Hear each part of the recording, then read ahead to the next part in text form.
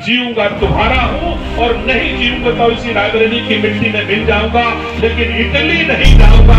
इसकी बताना चाहता हूँ, ये वो गांव था जहां दिनेश सिंह जब गांव से निकलते थे तो साइकिल कंधे पर रखते थे और चप्पल हाथ में लेते थे और तब पूरी तरह से सम्मान देने का काम कर रहे हैं।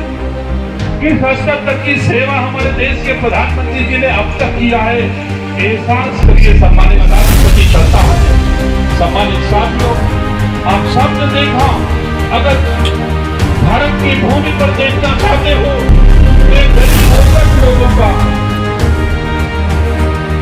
ऐसे पोषक लोगों को राजनीति से क्या किया जाना चाहिए अब आप जानिए। मैं सरकारी मन से नहीं बोलूंगा, लेकिन ये सही है कि भारतीय संस्था संस्कृति के पोषक लोगों का जब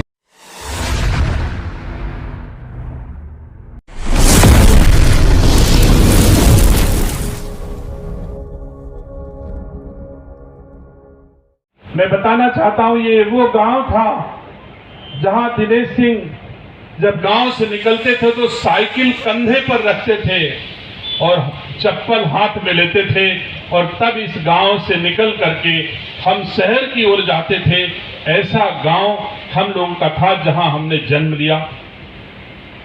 हमारी मां आज नहीं है, लेकिन हमारे मन में तब भी भाव थे कि अपने गांव को कैसे विकसित बनाया जाए, कैसे गांव वासियों के जीवन में हम खुशी ला सके। इसका प्रयास मैंने अपने बचपन से शुरू किया। बामुश्किल 15 साल की आयु रही होगी तो मेरी मां मुझे घी बना के घर से देती थी, अच्छे से चावल देती थी और मैं शासन के कुछ अधिकारियों के घर घी चावल लेके जाता था कि भैया हमारे गांव की सड़क बना दो, हमारे गांव में सड़क नहीं है। और तब शासन से पैरवी करके 15 साल की उम्र में पैरवी करके मैंने अपने गांव में कंकड़ की सड़क बना करके आने जाने का रास्ता बनाया।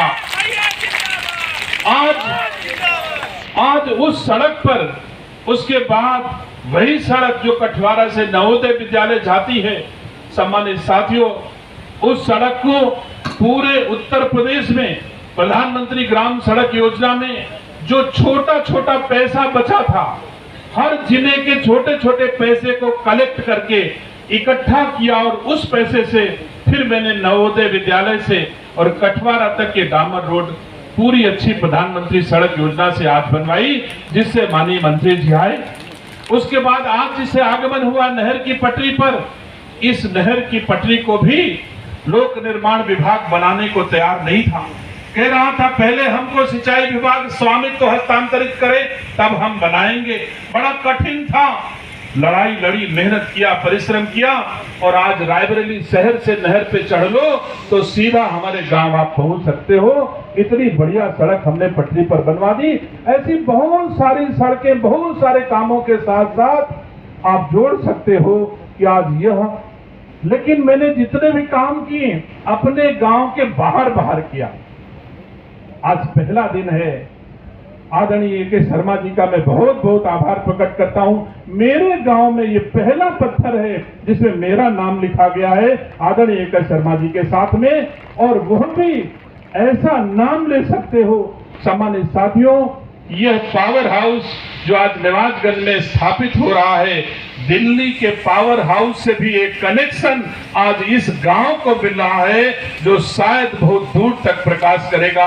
मैं जो कहना चाहता हूं, संभवतः पत्रकार लोग जरूर समझ पाए होंगे कि हमको आज केवल एक छोटा सा पावर हाउस नहीं मिल रहा है, इस गांव को दिल्ली के पावर हाउस से भी कनेक्शन मिल रहा है।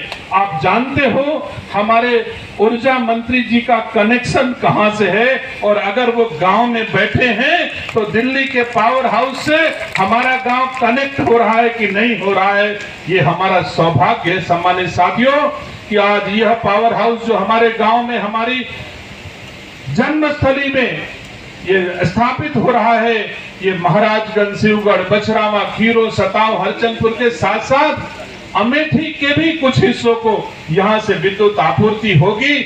और जो विद्युत निर्बाध रूप से नहीं मिल पाती थी उसका भी इलाज यहां से होगा।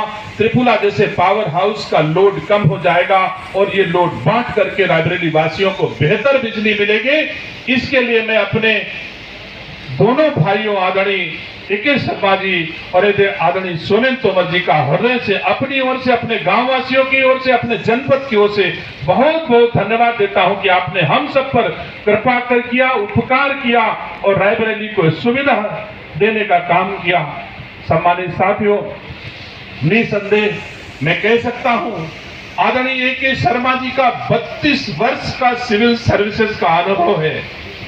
अंदाज लगाइए, आज जो शख्सियत हमारे बीच में बैठे हैं, लगभग 32 वर्ष जिला अधिकारी से लेकर के और प्रधानमंत्री के सेक्रेटरी तक का दायित्वों का निर्वहन करते हुए वो अनुभव प्राप्त है। अगर उनके जैसे बड़े भाई का मार्गदर्शन मिलेगा तो बताओ, निवाजगंज से लेकर के रायबरेली तक का सम्मान बढ़ जाए कि नहीं बढ़ जाएगा।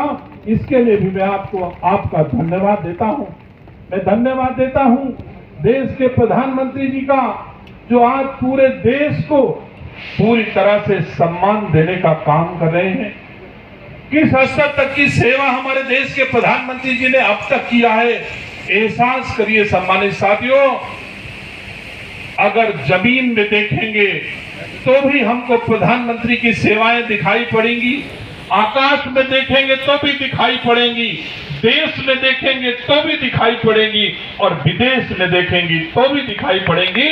मुझे गर्व है जब हमारे देश का प्रधानमंत्री दुनिया के किसी दूसरे देश में जाता है तो वहां के राष्ट्रपति, बड़े बड़े देशों के राष्ट्रपति, अमेरिका जैसे ताकतवर देश के राष्ट्रपति हमारे देश के यशस्वी प्रधानमंत्री जी के पीछे चलते हैं तो हम भारतवासियों की छाती चौड़ी हो जाती है कि हमारे देश के प्रधानमंत्री के पीछे अमेरिका का राष्ट्रपति चलता है।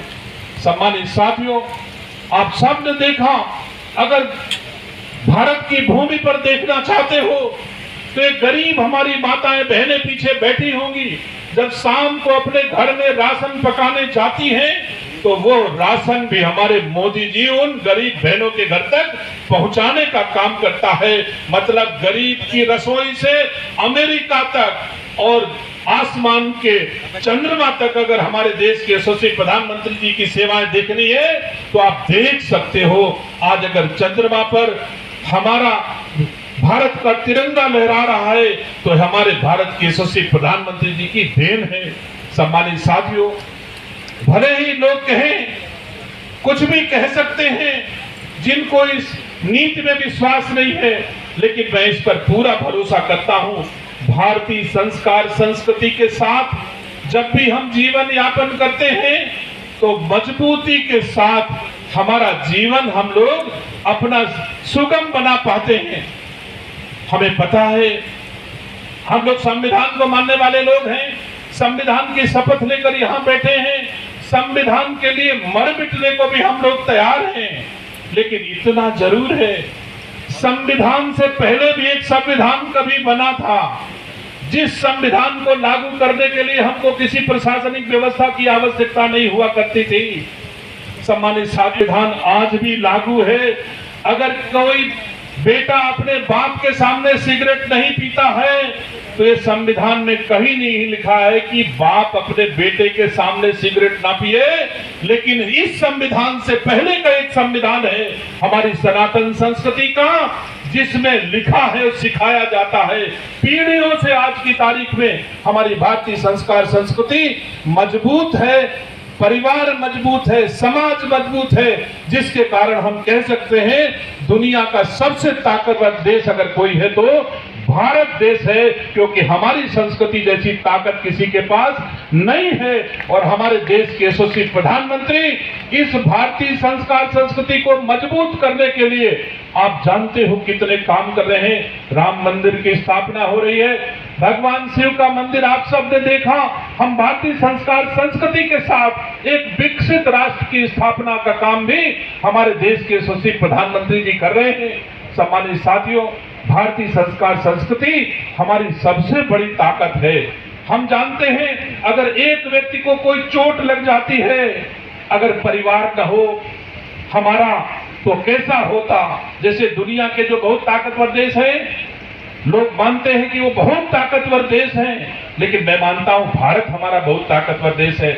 हमारे घर में किसी के उंगली में चोट लग जाए, सम्मानित साथियों, तो उसको दर्द होगा, उसके माँ बाप को दर्द होगा, चाचा दादा काका को दर्द होगा, बुआ फूफा को दर्द होगा, मामा मामी को दर्द होगा, नाना नानी को दर्द होगा। कोई दवा दे सकता है और कोई दवा नहीं दे पाएगा तो दुआ देगा। इसलिए दर्द में हमारी भारतीय संस्कार संस्कृति सबका साथ देती है। और जो भारतीय संस्कार संस्कृति को नहीं मानने वाले लोग हैं, सम्मानित साथियों, मैंने देखा है वो कई देशों जाने का अवसर मिला जहां लोग ये कहते हैं कि शादी होने के बाद आज के दिन भारतीय संस्कार संस्कृति को मजबूत करने का काम जो हमारे देश के यशस्वी प्रधानमंत्री जी, मुख्यमंत्री जी कर रहे हैं, मैं धन्यवाद देना चाहता हूं उनको। अगर वो न होते तो जो दिन आते जा रहे हैं, हम सब बड़े गर्व से कह सकते हैं, अगर अभी राम कथा का आयोजन हम यहाँ कराएं तो उस राम कथा में 2000 आदमी आएगा, और अगर ऑर्केस्ट्रा करा दो तो बिना बुलाए 5000 आदमी आ जाएगा। ये हमारी भारतीय संस्कार संस्कृति को जो पाश्चात्य सभ्यता के पोषक लोगों ने अब तक चलाया है, उनके लोगों के कारण ये मानसिक विकृति पैदा हो रही है। इसलिए रायबरेली से ऐसे पोषक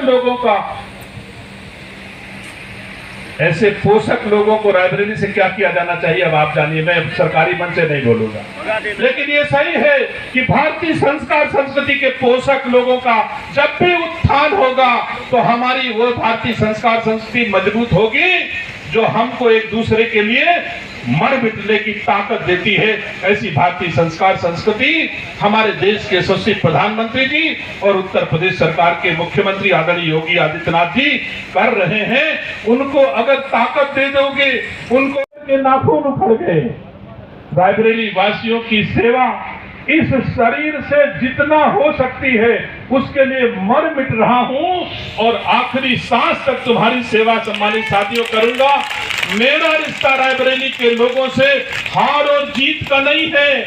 अगर हारने के बाद भी आपके बीच में पावर हाउस स्थापित हो रहा है तो ये हमारे रिश्ते की ताकत को दिखाता है कि हमारे और आपके बीच के रिश्ते हार और जीत के नहीं हैं। जब तक जीऊंगा तुम्हारा हूं और नहीं जीऊंगा तो इसी रायबरेली की मिट्टी में मिल जाऊंगा, लेकिन इटली नहीं जाऊंगा, इसकी गारंटी है सम्मानित साथियों। तुम्हारा हूं और तुम्हारा रहूंगा, तुम्हारे लिए काम करूंगा। विनम्रता हमारी संस्कृति में है, विनम्रता के साथ मैं सेवा कर रहा हूं, कोई अहंकार नहीं है। दिनेश सिंह जो साइकिल से चलते थे, जो व्यवहार करते थे, वही आज मंत्री बनकर के भी वही व्यवहार करते हैं जो पहले जैसा व्यवहार करता था। मेरे व्यवहार में कोई परिवर्तन नहीं आया। ईश्वर हमको शक्ति दे कि आप सबका ऐसे सम्मान और रायबरेली का विकास करता रहूं। सम्मानित साथियों, मुझे गर्व है